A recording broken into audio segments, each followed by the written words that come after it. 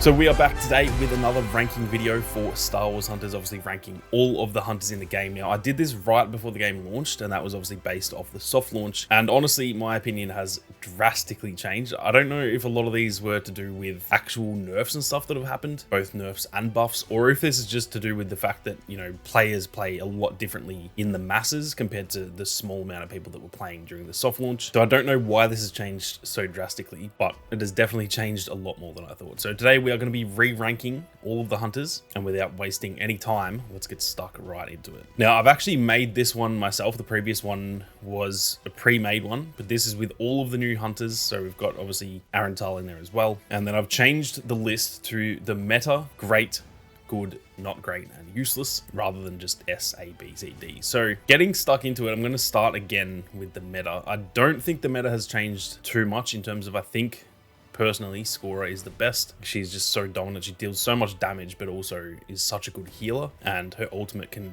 essentially change the game. So I think she is personally the best in the game, or at least it is close between her and Sentinel. So those two, for me, are the two, I guess, meta hunters at the moment. Now, this is where it begins to change quite a bit, because in the last ranking that I did, I had these two down the very bottom, and ironically, they have both drastically changed. Now, I'm not 100% sure if I want to put them in meta or not. What I think is going to happen is I think Zaina for me genuinely goes into the meta, and I think Groz will probably go to great. I don't think he's quite on that level because he is a little bit harder depending on the map, whereas Zaina is just kind of good on any map. Now, the reason that I've changed my opinion so much on these since the last one, with Groz, it is, I don't know if he's got a buff or what, I'm not too sure, but it is a lot of the fact that certain maps he kind of sucks on. Any map with kind of a bit of verticality, he tends to suck on, but any map with either close quarters areas or just flat maps where it's easy to get around as him, it feels like he is absolutely dominant. Now, I do still think he kind of sucks on a few other maps, so that's why he's not quite up the top there, but that's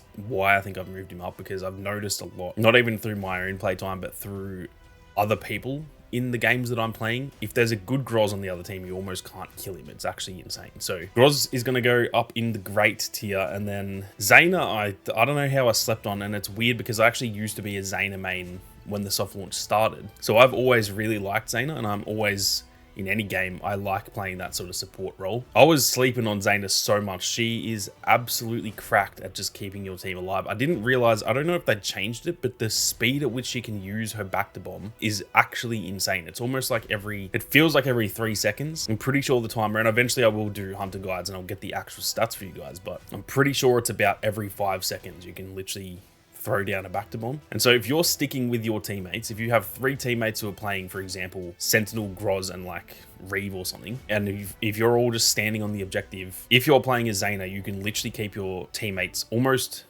borderline indestructible, and then at that point you don't even need to be getting kills yourself. So Zaina for me has actually gone all the way from the bottom tier to the meta tier, which is insane. I don't know if she has received a buff or if I was just completely sleeping on her. I do still find it hard to get kills with her, so if you're not playing her properly and you're just trying to get kills, then I do still think she's not that good at that. But in terms of, you know, I play a lot of ranked, so trying to win games, she's actually cracked. So she has made it all the way up to the meta tier for me. Now, this is where it begins to get a little bit more difficult. I think I had Sprocket. I can't fully remember my last one, but I'm pretty sure I had Sprocket sort of in the middle, but I think, I don't know if useless is a pretty strong word. I almost should change that to something else, but I think he goes there. I think he might be the worst in the game just because he doesn't deal that much damage, and his healing is also worse than both of the other support hunters. So it does just feel like he's useless. If you're going to try and play as a support hunter, definitely choose one of those two. And if both of them are taken, don't play as a support hunter. You may as well, you've got 2 healers already, you may as well play like a Sentinel, a Groz, a Reeve, or whatever. So I think Sprocket for me, just because these two are so good at healing and especially the scorer getting kills, I think he just becomes literally useless now. So he's still decent. You can still actually have some good, you know, some high kill games with Sprocket. He's got some decent damage output, but it's not even close to Scorer. So yeah, Sprocket goes down in the useless tier. And then from here, it is getting pretty difficult, if I'm honest. I think Reeve, a good Reeve player, this is kind of similar to Groz actually, where these two are maybe a bit hard to get used to if you're not, like, if you haven't played them much. They can, you know, a bad Groz player can genuinely be really bad, but I think Reeve probably goes there. She can deal a lot of damage and provided you either A, have got a good support teammate to keep you healed up because she's only got 150 health, or B, you're just an absolute freak and you can just manage to survive, then I think that Reeve has very, very high potential. Now, Arental's a hard one because he is obviously new, so I'm still getting the hang of him. I've played all the other hunters so much more than him that, yeah, I'm not too sure. There's times when he definitely feels not great, but I think also if you play him right, he is a decent enough hunter. So I think Aaron is going to go in the good tier. I'm probably just going to go through these in order now just because I honestly don't know where to rank all of these. I think Char probably makes it to the same tier, and he's probably better than Arental. It's hard to say. If you're making the most of his abilities, he can be an absolute freak. But what I'll also say is that if you miss shots with his shotgun or the scattergun, then you're gonna die because it takes so freaking long to reload. So yeah, he's almost got potential to be great, but I don't think he's quite great. Maybe that's just me not being that great with him, but I think he definitely belongs in that good tier for now. As for Slingshot, again, Useless is a bit low. I'm going to put him there, but I think he'll be at the end of that because it's kind of the same thing that I said for Sprocket, where if you're going to play as a tank hunter, then definitely first choose Sentinel. If Sentinel's taken, you play as Groz, and then I still think Char is better than Slingshot as well. So it kind of makes him useless that he's the 4th best tank hunter and you don't need 4 tanks on one team. So he almost goes there. I'm going to just put him here for now, but he might honestly drop down to useless as well, just because the same sort of thinking that I used for Sprocket. Now, Diago is an interesting one. I think he probably goes above both of those two. Arental's really confusing though, because I've had some games where if you use him properly, and it also kind of depends who you're going up against, I guess, he can be dominant. The thing is, you kind of have to play pretty close with him. So if you've got like a Groz and a Reeve on the other team and you've got to get close to kill them, then you're kind of in trouble. So yeah, I'm not too sure with him. He might go above Char, but I'm honestly not sure. But I think Diago is definitely better than both of those two. He's got really good range, so you can kind of play a little bit safer with him, and then he's also good like the grapple to get around the map a little bit easier now. So I think Diago is better than those two, but it's definitely starting to get a little bit difficult. I think Amara Vex, weirdly, I don't know, I'm going to say good. I think she can be good and you can definitely deal a lot of damage, but I do find her a little bit hard to use at times. It feels like she deals really good damage, but if anyone gets even remotely close to you and you can't grapple away, then you're just dead on the spot. So I'm going to put Amara there for now. I'll probably reshuffle this around a little bit at the end. Now, I think J3, and this is probably just because I've played J3 a lot. He's my highest ranked hunter, so I don't know if everyone else would agree with that position, and I'm not even sure I agree with it now that I look at it. But J3, yeah, he can be really solid if you play him properly. He's just a slightly tankier version of Reeve, but less agile. So it's kind of weird that the 3 melee hunters are all in the great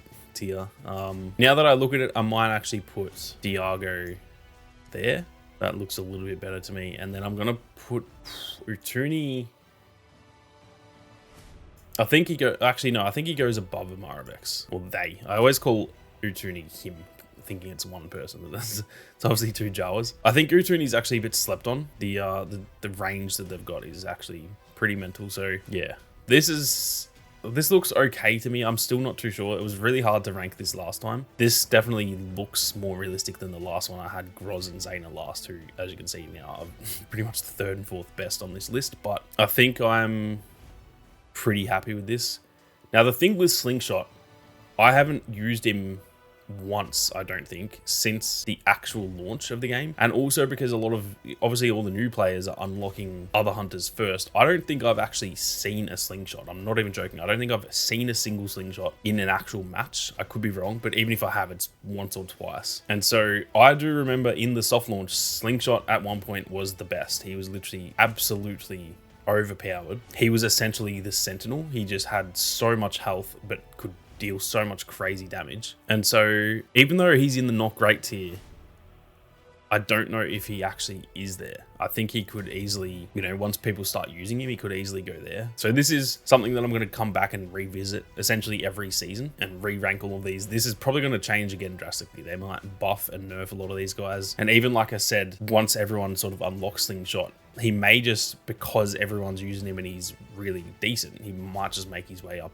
without any changes at all. So it feels a bit wrong putting him in not great. And to be honest, I actually think I'll put him there because not great is a little bit strong. he is good. It's just that I haven't really seen him used or used him myself that much. So I think I'm happy with that list for now. It always feels a little bit weird because realistically they're not that different from each other. I don't think Slingshot is that much worse than Groz, even though they're, you know, 8 hunters apart from each other. So anyway, I think that is my updated list for now that we're 2 weeks roughly into the first season of the official launch. Now I've made this tier maker public, so I'll put a link to this in the description if you guys want to play around with this yourself. You can also feel free to join the Discord server, and you can take a screenshot of your ranking and post it in there and stuff like that. Feel free to make the most of that. And like I said, I will come back. I'll pretty much just do this every single season to update it, because no doubt there's going to be changes. Plus there'll be a new hunter and I'll have to put them somewhere as well. So keep your eyes peeled for the updated version of this once the next season starts in a few months. But with that being said, thank you all very much for watching. You guys have a great day, and may the force be with you always.